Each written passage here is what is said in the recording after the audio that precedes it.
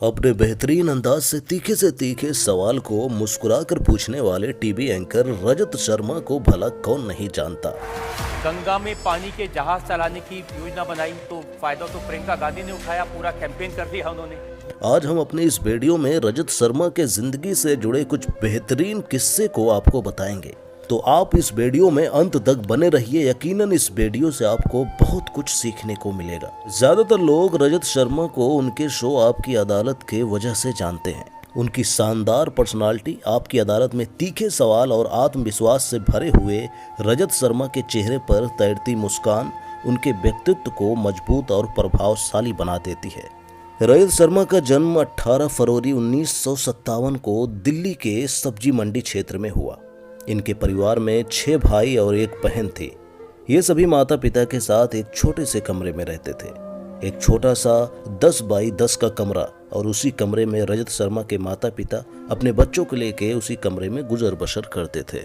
कभी कभी तो ऐसा भी होता था, जब कोई रिश्तेदार आ जाता था तो कुछ लोगों को बाहर भी सोना पड़ता था, क्योंकि कमरे में जगह बहुत कम होती थी। जब रजत शर्मा छोटे थे तो उस जमाने में सबके घर में टीवी नहीं होता था, और रजत शर्मा बहुत ही ज्यादा गरीब परिवार से थे। भला टीवी कहाँ होगा?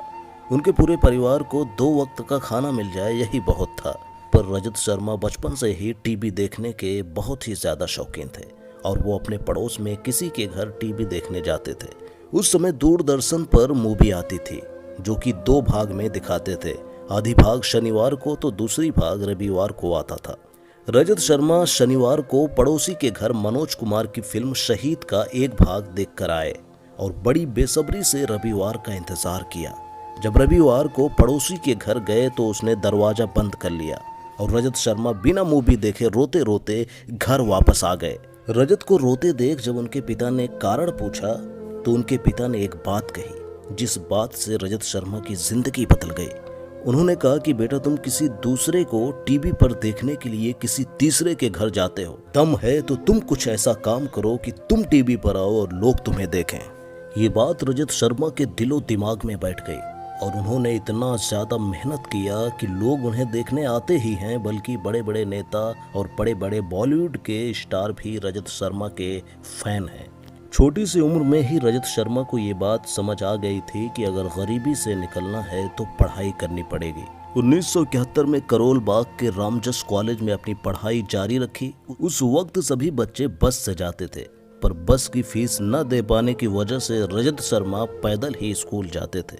1974 में उन्होंने कॉमर्स की पढ़ाई के लिए Shri Ram college of commerce में दाखिला लिया। अभी तक उनकी तंगहाली चल ही रही थी। यहाँ पे उनके पास फीस देने के भी पैसे नहीं थे, जहाँ पर उनका फीस देने की मदद उनके एक सीनियर दोस्त ने की थी, जो बाद में भारत के फाइनेंस मिनिस्टर बने, जिनका नाम था अरुण जेटली। धीरे धीरे अरुण जेटली के साथ उनकी दोस्ती काफी गहरी हो गई थी। रजत शर्मा पढ़ने में काफी अच्छे थे। इसके अलावा उन्हें बहस करने, वाद विवाद करने और जबरदस्त भाषण देने में भी महारत हासिल थी। इंदिरा गांधी की सरकार के विरुद्ध भ्रष्टाचार और गलत तरीके से सरकार चलाने के खिलाफ जयप्रकाश नारायण ने स्टूडेंट्स को लेकर एक आंदोलन चलाया था, जो जेपी मूवमेंट के नाम से जाना जाता है।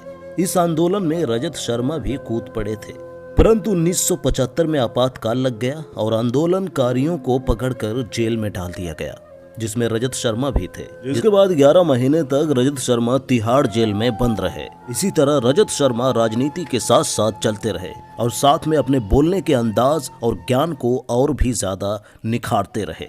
रजत शर्मा धीरे धीरे आगे बढ़ते गए, और पत्रकारिता के क्षेत्र में काफी मेहनत करने के बाद आज इस मकाम पर पहुंचे हैं। आपको शायद ही पता होगा कि रजत शर्मा के कैरियर की सबसे बड़ी शो अगर कोई है तो वो है आपकी अदालत। तो सही है कि शमशेर सिंह आपके भाई हैं? जी, मेरे बड़े भाई हैं, बिल्कुल सच्चाई है। ये बात भी सही है कि उन पर इस तरह के इल्जाम थे, इसीलिए आपको उस मामले में इस शो का शुरू करने का आइडिया रजत शर्मा का ही था।